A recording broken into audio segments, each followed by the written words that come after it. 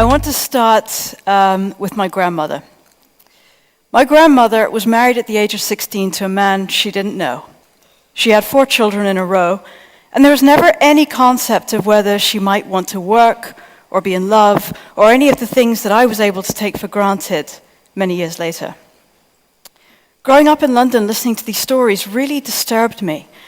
And I also realized that this was still an ongoing reality, of course, for many women all over the world. So I was inspired to write my first novel, The World Unseen, which I later directed as a film.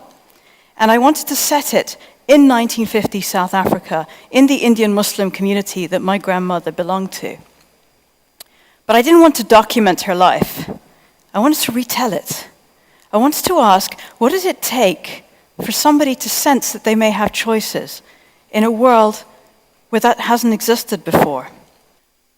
I was always quite conscious of my wish as a writer to create characters who created their own destiny, who made a difference in their own lives, and characters that we could feel with. Because we change, we're challenged, we're inspired when we feel. And I was so blessed that people did respond to our films. They were inspired by them. And a trickle of emails slowly grew to many, many thousands. Now, these emails came mostly from women, often from repressive societies. But they didn't see the movies as 2 hours of escapism. They identified with those characters. And they felt that they too could make a change in their lives a step at a time, just the way the characters in the films had done. So often, I think we look outside ourselves to find the change that we want to see. We look for a change with government to bring us peace, or we look for a change in tradition to give us freedom. And we forget the immense power that we all carry within us. The power to forgive an enemy and create peace inside our own hearts.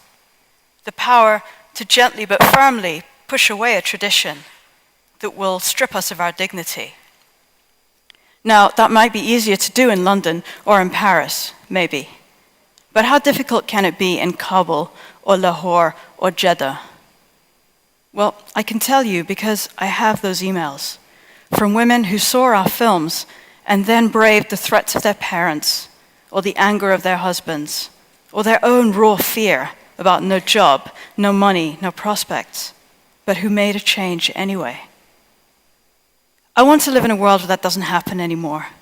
I want to live in a world where we are all judged, but by our characters, not by our gender. And there are many times, especially in the comfortable reality that I inhabit, when I feel that we are there, and then another email floats into my inbox, and I realize that we are nowhere near. And that is why I write and direct. And that is why art still matters. Thank you.